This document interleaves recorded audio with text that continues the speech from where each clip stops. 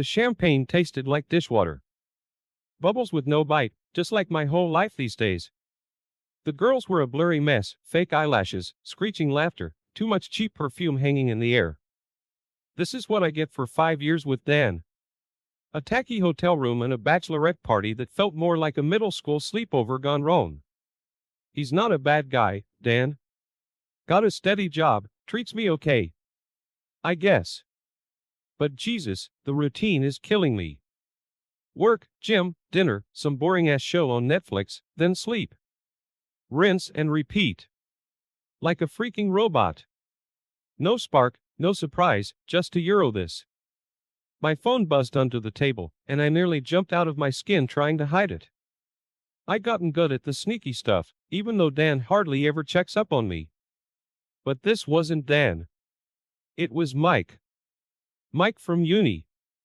We'd started bumping into each other online, all innocent like at first. Just catching up, harmless reminiscing.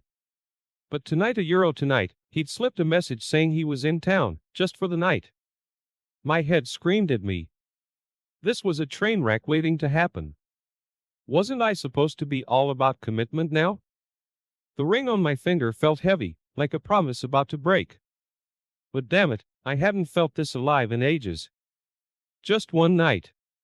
One stupid, reckless night of feeling like myself again. Dan would never have to know.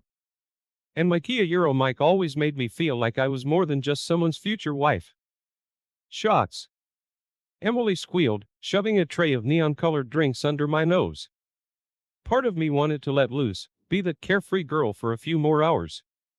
But then I remembered Mike, his message, the way he said my name with that little smirk that used to drive me wild. It was time to stop wishing and start doing. Reckless? Hell yeah, but wasn't the biggest regret doing nothing at all? Hey, girls, I forced a smile, the light tasting bitter on my tongue. I'm actually not feeling so hot. Gonna head back to the room, sleep it off. You guys party on. I shoved a wad of cash at them. Don't worry, I'll be picture perfect tomorrow, I promise. They barely registered me leaving, already lost in their own drunken world. My heart was a drum solo in my chest, a mix of fear and a thrill I couldn't remember feeling in ages. Mike was waiting at that bar downtown, the one where we used to hang out before everything got so safe and predictable. Dan hated it. Too loud, too sticky, not his scene at all. Tonight, that was exactly what I craved. The walk to the bar should have been 5 minutes, but it felt like an hour. Each step made my stomach twist a little tighter. What the hell was I doing? Dan trusted me, even if things got stale. Didn't that count for something? But then another thought cut through the doubt, a voice that sounded a lot like my old self. The one who took those crazy road trips with no map, the one who wasn't afraid to mess up a little. It said, Dan deserves better than this boring version of you. And you deserve a taste of fun again, just one taste. I found the bar, my hands clammy. Mike was already there, leaning against the wall. I remembered his smirk, the way his eyes lit up when he zeroed in on you.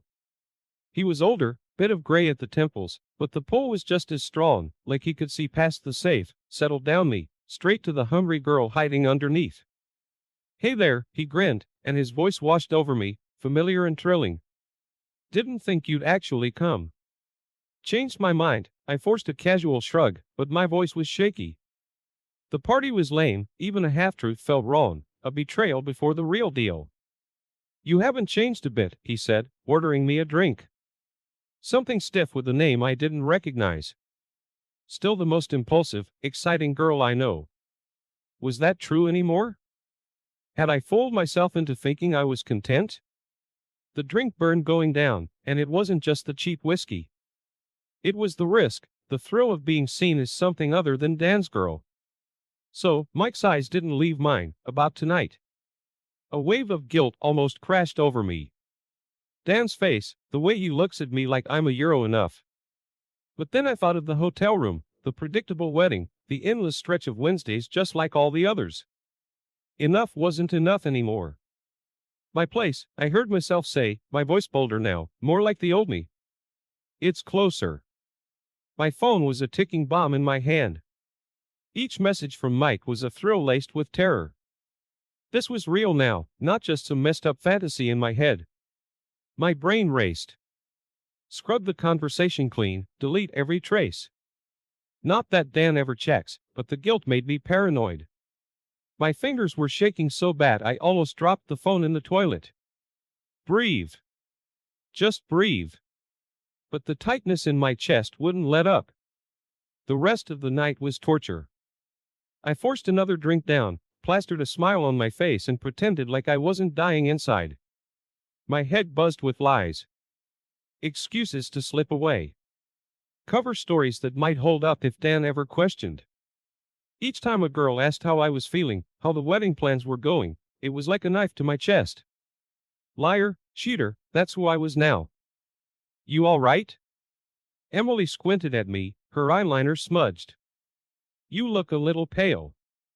Fine, I lied, my voice strained. Just jet-lagged from the trip, I'll be a new woman tomorrow. Don't you worry about the bride. They didn't suspect a thing. Why would they? I'd always been the sensible one, the one everyone could count on. The one who didn't get reckless. But those girls didn't see me now, flushed and wired, about to break the biggest promise I'd ever made, a ticking time bomb of deceit. By the time I snuck back to the hotel room, my hands were slick with sweat. Dan never stays up waiting. Early to bed, early to rise, that's my man.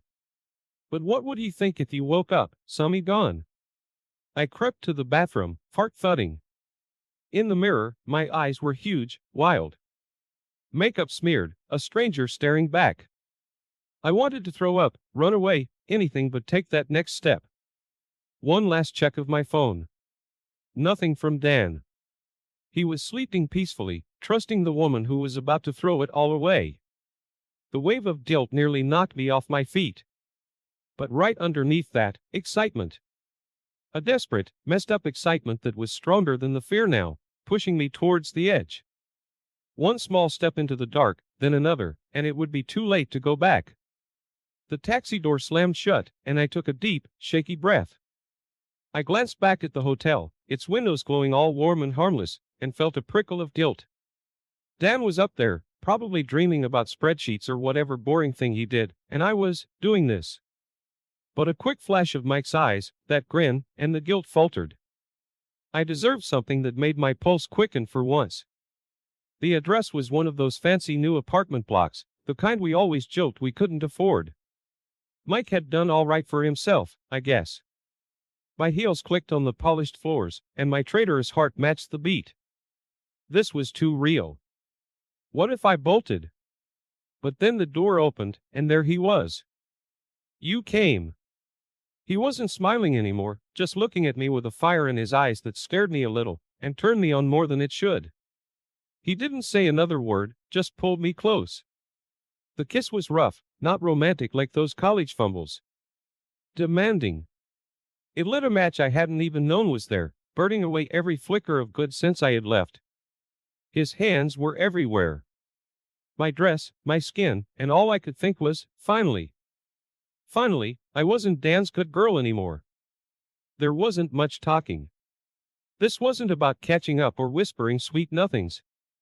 The couch, the bedroom, it was all a blur of heat and haste, like we both needed to prove something. Shameful.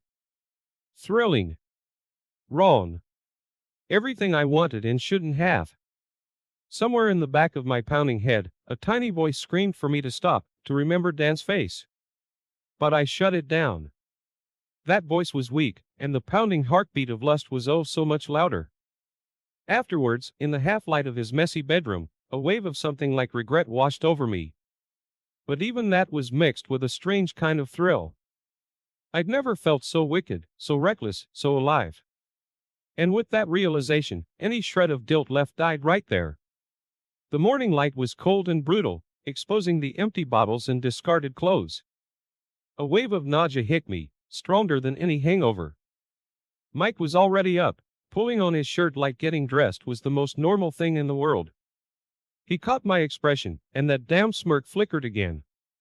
Don't worry, sweetheart, he chuckled.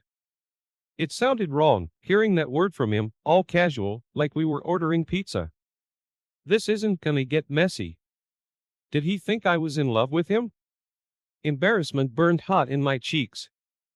This was supposed to be a one-time thing, a taste of the old reckless me, not the start of some sordid affair. Better get back, I mumbled, scrambling for my things. My friends. Yeah, the Fianca copyright in the party, he shrugged. Guess I was wrong. The responsible girl in you won out. His words stunned. Was he right? Was I just playing at being bad? But as I got dressed, I couldn't deny the twisted sense of accomplishment, of taking back something that had been missing for so long. Hey, listen, Mike came up close, so close I could smell his expensive aftershave, the kind Dan would never splurge on. We could have a good thing, you know. It doesn't have to be this big one-night stand. My head spun. A good thing? Was this seriously happening? But, a part of me, a dangerous part, was tempted. Mike represented a world where I was exciting, not predictable. I saw Dan's face flash in my mind. The thought of him finding out, of that kind, trusting look in his eyes shattering, it made me feel sick and strangely exhilarated all at once. I gotta go. My voice was barely a whisper. I wasn't sure if I was running away from Mike or the dangerous mess I was becoming. The taxi ride was a blur. Liar, cheat, and now, what? Was Mike right? Would I fall into this all the way or be strong enough to walk away while I still could? My head pounded, the thrill of the night fading into a dread that felt a whole lot like the start of something much darker than I'd ever intended.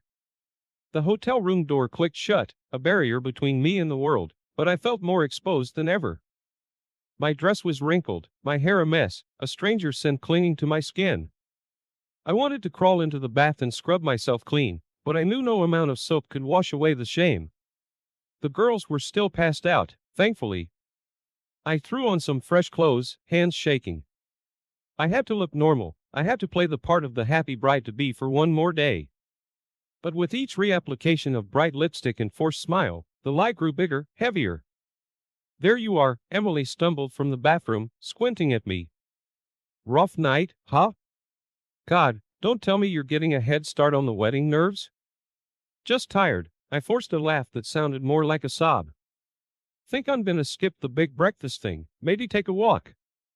Need some air, you know? The lie rolled off my tongue with disturbing ease now. Outside, the sun was blinding, reflecting the mess inside my head. Excitement. Guilt. A strange sense of power. Shame. It churned inside me, a sickening mix I'd never felt before. My feet took me to the park near the hotel. I found a bench and sank down, pretending to watch the stupid ducks for what felt like hours. Was I always this good at pretending? At faking smiles, faking happiness, faking being the woman Dan deserved? The night with Mike played out in my mind like a cracked record. Each kiss, each touch, the way he said my name. It was all wrong, and yet a deep, dark part of me clawed for more. Was I broken? Was this what turning into your mother felt like? Always longing for something beyond what you had? I didn't walk back to the hotel for ages. It was like putting the mask back on, pretending it was all a bad dream, and the dread of facing Dan, of looking into his honest eyes. It was almost unbearable. But I had to. The web of lies was woven, and now I was trapped inside it. The hotel room felt claustrophobic. Dan was already up, dressed in one of those neatly pressed shirts that made my heart ache with guilt. He was making an omelette, whistling some awful tune. It was like a scene from a bad sitcom where the wife is harboring a dark secret, and the clueless husband is just happy. Hey, you okay? He turned. Concern furrowed his brow, and I almost broke down right then and there. He could see it, the shift in me, even if he couldn't name it yet. Long night, I mumbled, avoiding his eyes. Maybe I'll grab a coffee before we head out. Every word was a lie, each smile a betrayal. I wanted to scream, to confess, to make it all stop. But the other voice, that dangerous whisper, was still too loud. He doesn't have to know. You can still fix this. Dan didn't push it, he was too good, too damn trusting. But as we packed up to head home, I felt his gaze on me, a silent question in his eyes. I was unraveling, and I didn't know how long I could keep the act up. The drive was torture. Each time I glanced over at Dan, all I saw was Mike. The memory of his hands, his smell, flashed through my mind. And then I saw Dan's hands on the steering wheel, strong and steady, the hands that would slip the wedding ring on my finger in a few short weeks, and the guilt was near unbearable.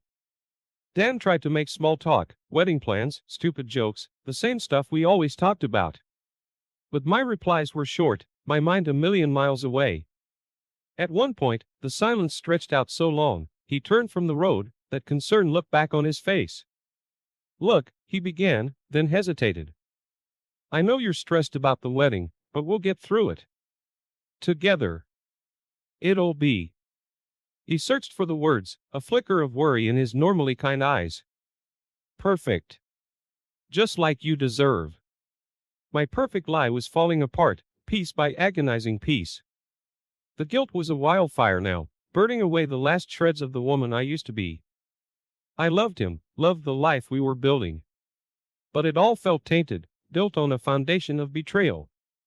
And the worst part was, I wasn't sure I wanted the fire to go out. Dan started asking questions. Small ones at first, innocent, but they cut deep. "You were out late last night, huh? Everything okay?"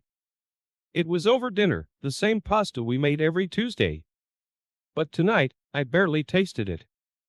"Just restless," I shrugged, trying for casual. "Too much excitement, I guess." His fork hung in midair. "You seem different," he said. It wasn't an accusation, just an observation. But it might as well have been a spotlight on my guilt. My phone buzzed. A text from Emily asking why I'd been so quiet lately. I jumped, fumbling it under the table. Dan saw.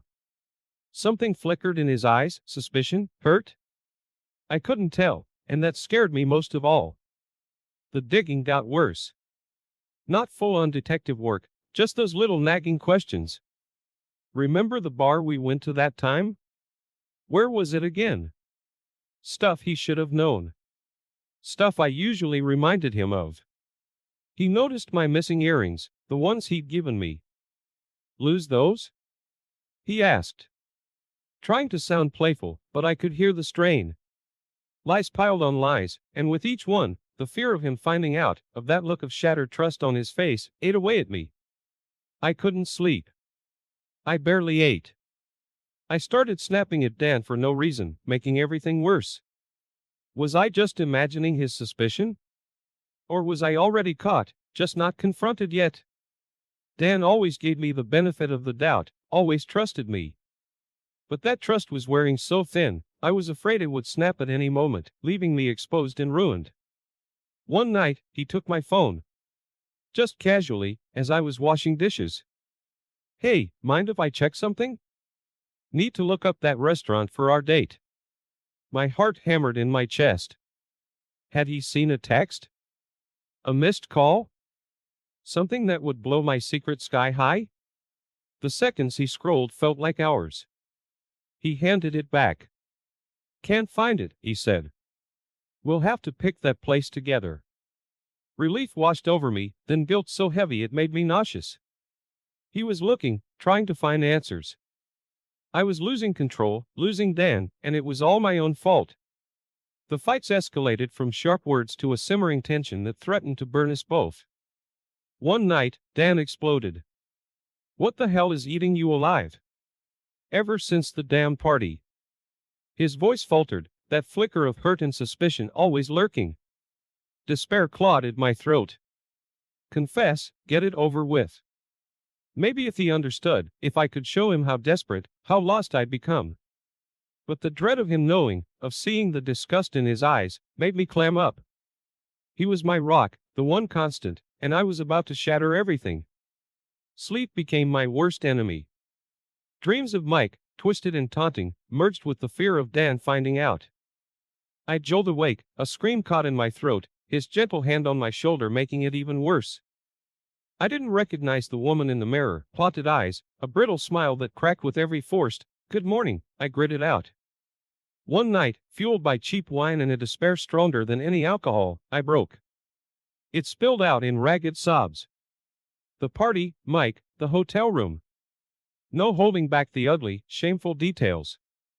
Each confession a nail in the coffin of our happiness. Dan went completely still. Not frozen in anger, but frozen in shock. The silence felt like the world holding its breath. He, the man who always found a kind word, who always believed my clumsy excuses, was utterly lost. Please, I choked, reaching for his hand that felt a million miles away, don't hate me. There has to be a way to fix this. The words died on my tongue, as hollow as my promises had been.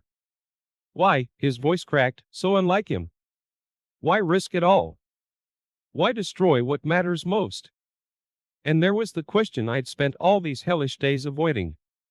Why did I, the woman always so cautious, the woman who adored her good, solid life with Dan, become this reckless, selfish wreck? I didn't know the answer then. Still don't. In that moment, staring back at his wounded eyes, all I could register was the devastation,